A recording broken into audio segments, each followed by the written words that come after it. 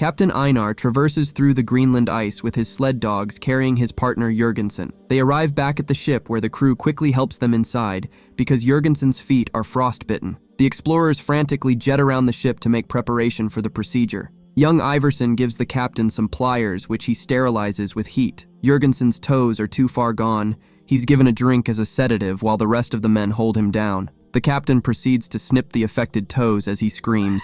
It's now Christmas Eve, 1909. The crew spends it on board their ship together. Jurgensen still needs some assistance getting around, but he is recovering. The ship chef presents the Christmas food as the crew gather to eat. As the meal comes to an end, Einar makes a toast to loved ones back home and the crew of the Denmark expedition who lost lives on their mission. He continues to debrief his men that during their last search, it was difficult to trace any signs of the vanished expedition. However, they did find a diary and a map of one of the men, which shows the location of the cairn left by the expedition captain, Mylius Eriksson. It has the final records of the unknown land. Iverson doesn't know what a cairn is, so they explain that it is a stack of stones that one can see from a distance. Einar announces another journey even further across the ice cap to retrieve the findings Mylius Eriksson left behind. The crew are bewildered because they thought they were heading back home. The captain explains the importance of their work, as without these findings, the north of Greenland could be lost to the Americans.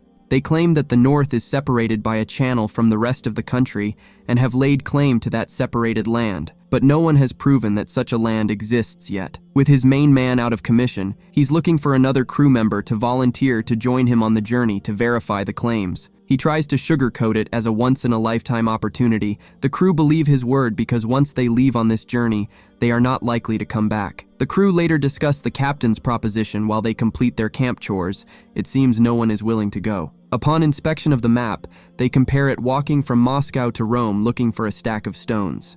Some of them have family to think about. Iverson is a big fan of the captain as he has read about his exploits before he joined the crew. But the longtime members know the captain, and they don't want to complete such a journey with him. Later on, Iverson approaches Einar and puts himself forward to go on the journey. The captain alerts him that no one else has volunteered so far. Thereafter, the crew watch on while the young man struggles to control his pack of sled dogs. The captain asks Jurgensen to go give him some advice. The second in command alerts him to take order of the dogs and warns him that out on the ice, each dog can pull 100 pounds of weight. When that weight has been depleted, that dog now becomes a burden, so he must shoot the worst performing dog and feed it to the rest. Therefore, he shouldn't become too attached to them. The captain calls Laub to hear his opinion on Iverson and if he is capable of making the journey. Although the boy still needs to improve his control of the dogs, he feels like the lad can do it. Later, the crew relax below deck, and they try to convince Iverson to reconsider since he doesn't have any experience in the Arctic. They warn him about the extreme cold and polar bears,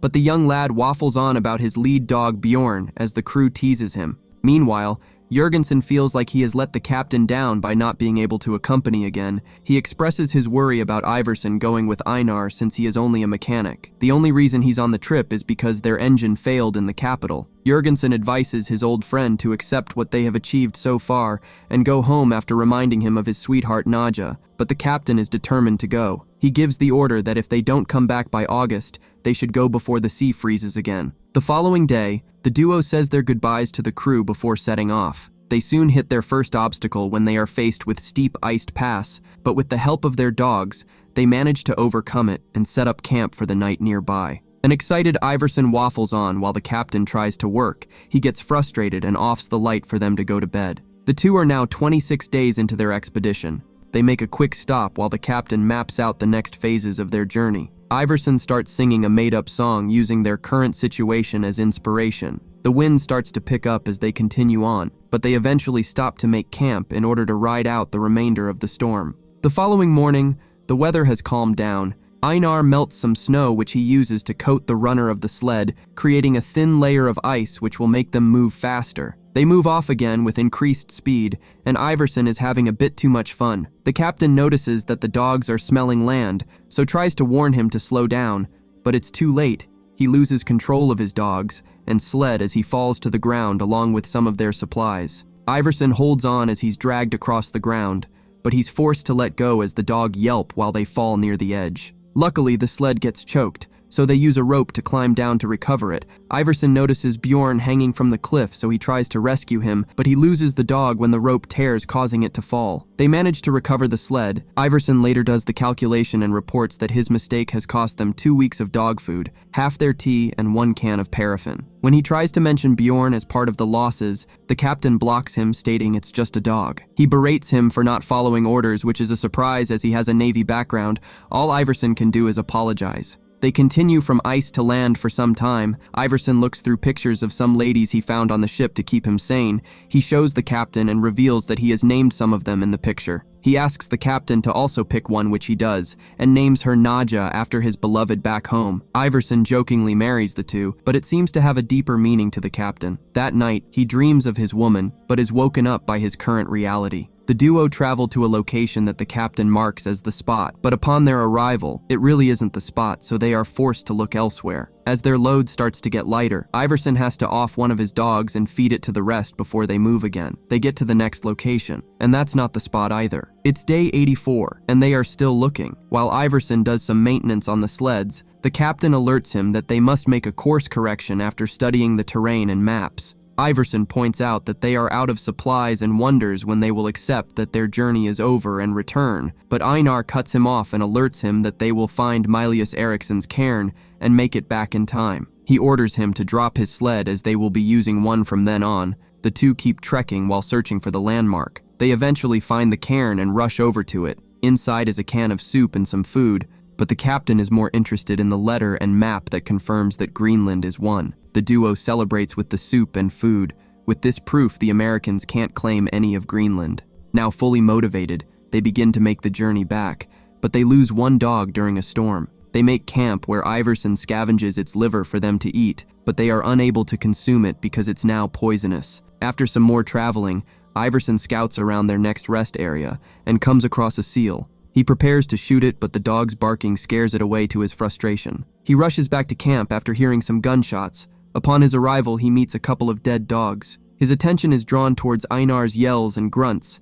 The captain is getting attacked by a polar bear. Iverson shoots as it tries to drag Einar and the sled into the water. It stops in its tracks, but the second shot causes the bear to collapse on the captain, breaking the ice around him as he falls into the freezing water. Iverson rushes over and pulls him up using the rope that was attached to him. The captain recovers in their tent. Iverson is astonished that only Einar's coat got torn during the incident. The following morning, their last dog also dies, so the captain burns their sled. They are to leave everything that's not absolutely vital to their survival behind. Traveling light is key to surviving the remaining 200 miles. Day 164, and the duo continue to proceed on foot, but with limited food, the struggle is real. The captain suggests they leave a cairn with the information, as he too is starting to doubt that they will make it. After making the cairn, they persevere and finally make it back to the ship. The two are happy to see the mast, but when they get closer, they are surprised to see that it's on land. The duo also notice that the ship has been gutted and the parts have been used to make a hut. The captain calls to the crew but gets no response. Looking at the accumulated snow around the entrance, they figure out that they have been left behind. Meanwhile, back in Reykjavik, Jurgensen and Laub are brought before the committee to explain why they left them behind. The crew has left enough food to last them a year. This will give them time to plan a rescue mission. They ask the two crew members why they let the captain travel into the Arctic with someone who has no experience. They don't really have a good enough answer that would warrant Neergaard spending more government funds on his mission. Jurgensen suggests that they put up a reward, but they dismiss that idea. 242 days have passed since they first set off. The two hold up in the hut hoping that the government will get someone to come rescue them. To help with the waiting, Iverson finds and repairs a phonograph for them to enjoy. One night, Einar has a nightmare that a polar bear destroyed their cairn, allowing the proofs to be taken by the wind. He wakes Iverson up and alerts him that they must go back to retrieve the journals and the proofs. He can't really complain, so they board up the place and pack up to make the journey. Before they set off, his assistant suggests that they leave a note, but the captain says no, because they will be back before a ship comes. On the 438th day, they make it back to the cairn, but they almost get a heart attack when they notice that it has been partly destroyed. To their relief, they find that the journal and proofs are still intact. By day 471, they arrive back at the hut to find it open. They cautiously enter to find a note stating that a rescue party came looking for them and found no signs, so they left. Iverson makes the most politest "I told you so" comment in history, but the captain takes a bit of the anger at himself on him. Einar takes out the rest of his frustration out on the sled while Iverson watches on. Back at the capital, Jurgensen pleads with Niergaard for one more attempt because he strongly believes they are still alive based on the reports. He tries to entice the official with claims that the captain must have found the proofs they need to shut the Americans. Niergaard alerts him that he can't do any more than the generous reward which still stands. Hopefully it will ginger some people to go looking. It is now Christmas again. The duo toast to their third one in the Arctic. Einar starts to lose his hold on reality when he begins to have intense vision of Nadja even talking to her. Iverson notices but gives the captain his space, but it all gets out of hand when he attacks his accomplice, thinking he's had an affair with his woman. He threatens to shoot him, but comes to his senses before doing so. Iverson moves the gun into their storage hut to prevent more incidents. The following day, Einar apologizes to him, but they are interrupted when they hear footsteps outside. They check the window only to find a polar bear. This one has come for revenge. They realize that their gun is not with them. Left with no other option, the two rush to hold the door as the beast tries to bust in. They begin to make noise which scares the bear away. They quickly dash out to retrieve their gun. On day 865, the duo are woken up by footsteps outside again. They are prepared to fight the bear this time. They run out and are surprised to find their rescuers waiting with Jurgensen among them. They return back with the proofs as heroes. With it, the Americans officially withdraw their claim to the land. Niergaard hosts a special commemoration for the duo, while Nadja proudly watches, bringing the movie to an end.